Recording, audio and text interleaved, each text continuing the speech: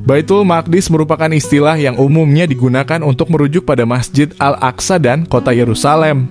Meski sejumlah ulama berbeda pendapat terkait batas-batas Baitul Maqdis, kawasan ini merupakan tempat yang dianggap suci oleh 3 agama Samawi, yaitu Islam, Kristen, dan Yahudi.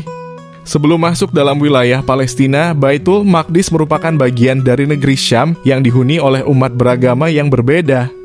Pada awal penyebaran Islam, Baitul Maqdis berada di bawah kekuasaan Kekaisaran Romawi Timur dalam kurung Bizantium.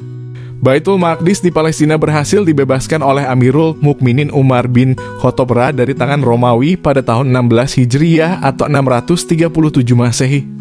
Diawali penaklukan Damaskus pada masa pemerintahan Khalifah Umar bin Khattab dalam kurung 634 hingga 644, pengaruh Islam berhasil diperluas ke utara. Perluasan wilayah bahkan mencapai Damaskus, ibu kota negara Suriah saat ini, dan Baitul Maqdis yang saat itu masih berada di bawah kekuasaan Kekaisaran Bizantium. Apabila membuka sejarahnya, peperangan antara tentara Bizantium dengan pasukan Islam sudah dimulai sejak Nabi Muhammad masih hidup. Sebelum membebaskan Baitul Maqdis pada tahun 636, pasukan Islam di bawah pimpinan Khalid bin Walid melakukan pertempuran ke wilayah kekuasaan Kekaisaran Bizantium dan membuat kota Damaskus takluk.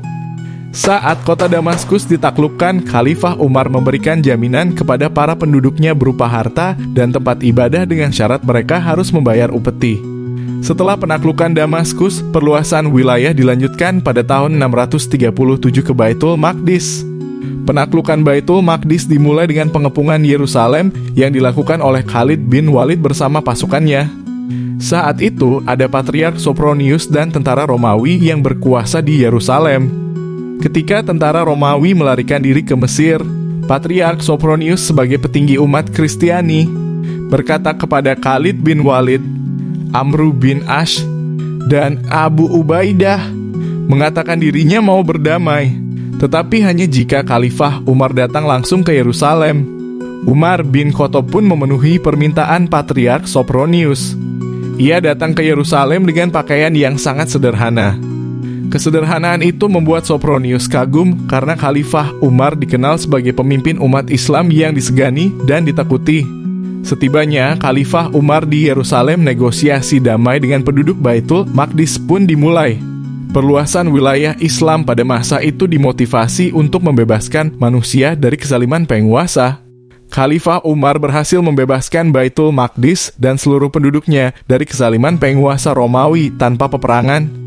Jaminan keselamatan bagi penduduk Baitul Maqdis selama proses penyerahan, Khalifah Umar bin Khattab memberikan jaminan perlindungan dan keamanan kepada orang Yahudi dan Kristen di Baitul Maqdis. Jaminan Umar tersebut diucapkan di depan para sahabat, pasukan Islam, dan penduduk Baitul Maqdis. Jaminan perlindungan dan keamanan itu berlaku untuk diri mereka dalam kurung individu, harta mereka, rumah, salib, gereja, dan semua tempat ibadah mereka. Artinya gereja-gereja tidak akan dihuni, dihancurkan, atau diambil alih. Umat Kristen dan Yahudi juga tidak akan dipaksa untuk mengubah agama mereka. Khalifah Umar tinggal di Baitul Maqdis selama beberapa hari. Setelah itu, ia kembali ke Damaskus untuk menemui pasukannya yang bermarkas di sana. Kedamaian tercipta di Baitul Maqdis berkat kebijaksanaan pemimpin umat Islam yang berjanji akan melindungi semua umat beragama di sana.